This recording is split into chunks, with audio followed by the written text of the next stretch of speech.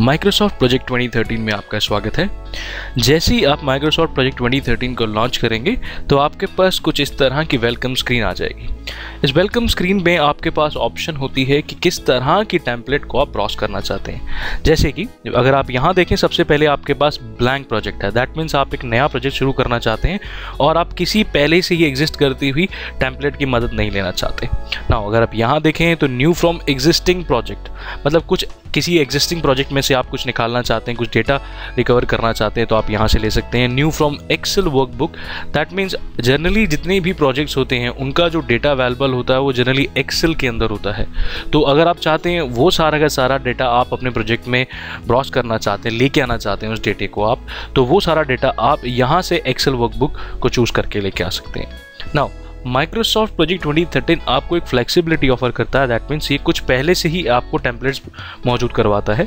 जिस तरह का आपका प्रोजेक्ट है उस तरह की टेम्पलेट को चूज़ करके अपना काम शुरू कर सकते हैं। जैसे कि अगर आप एक कमर्शियल कंस्ट्रक्शन का प्रोजेक्ट स्टार्ट करना चाहते हैं तो अगर आप देखें तो कमर्शियल कंस्ट्रक्शन की यहाँ पे ऑलरेडी एक टेम्पलेट मौजूद है।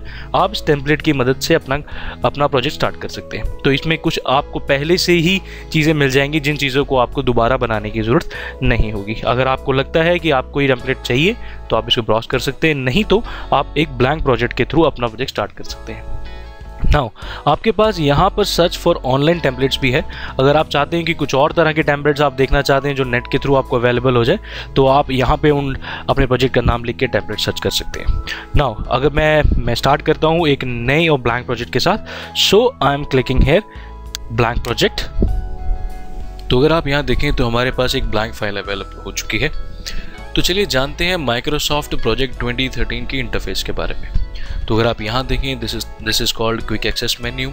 इसे कहते हैं main menu tab. These are ribbons जो कि बिल्कुल सिमिलर एक्सेल की तरह ही हैं, तो वैसे ही दिखते हैं। और यहाँ पर आपके पास है गैंट चार्ट, टाइमलाइन यहाँ पर अवेलेबल है। नाउ अगर हम बात करें किसी भी प्रोजेक्ट के बारे में, तो जैसे कि हम जानते हैं माइक्रोसॉफ्ट प्रोजेक्ट किसी भी तरह के प्रोजेक्ट की शेड्यूलिंग करने में काम आता है। तो जब भी हम किसी भी प्रोजेक्ट को शेड्यूल करते हैं तो उसके अंदर बहुत सारे टास्क होते हैं और वो टास्क किसी रिसोर्सेज के द्वारा परफॉर्म करवाए जाते हैं। तो इसीलिए हम लोग पहले टास्क बनाते हैं और फिर उन टास्क को रिसोर्सेज को असाइन करते हैं। देन वी सी कि किस तरह की रिपोर्ट्स आई हैं और प्रोजेक्ट से रिलेटेड जितनी भी इंफॉर्मेशन है वो हम प्रोजेक्ट में डालते हैं। तो अगर आप यहाँ देखें इन मेन मेन्यूज़ को, तो यहाँ पर आप देखेंगे file, task, resource, report, project, view and format. तो जैसे कि नाम ही बता रहा है कि फाइल से रिलेटेड जितनी भी चीज़ें हैं, अगर मैं इसे क्लिक करता हूँ तो ये सारी चीज़ें जो हैं वो फाइल से रिलेटेड हैं। जैसे इन्फॉर्मेशन, न्यू, नई फाइल लेना चाहते हैं, ओपन, सेव करना चाहते हैं, सेव एज, प्रिंट, एक्सपोर्ट, और अगर ऑप्शंस क्रिएट करना चाहते हैं तो आप यहाँ से ऑप्शन कर सकते हैं। I am going back. Now यहाँ पर आपके पास टास्क है। जैसे कि मैंने आपको बताया कि प्रोजेक्ट में टास्क होते हैं, अलग अलग तरह के टास्क होते हैं। जैसे कि आपके पास है मैन्युअल शेड्यूल, ऑटो शेड्यूल, आपके पास समरीट है, माइलस्टोन टास्क है।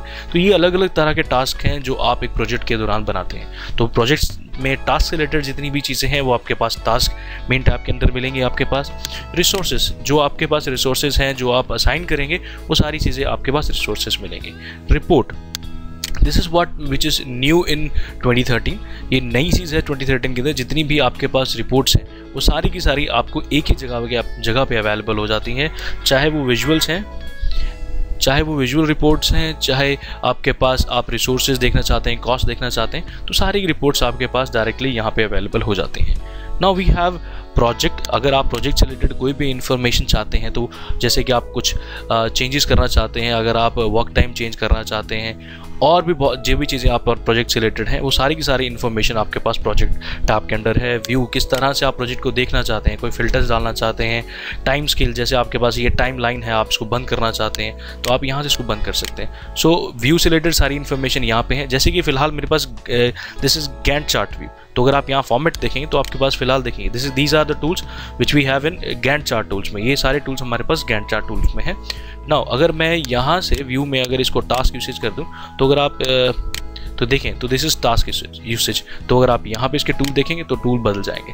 तो ये सारी की सारी चीज़ें हमारे पास अवेलेबल हैं माइक्रोसॉफ्ट प्रोजेक्ट 2013 में।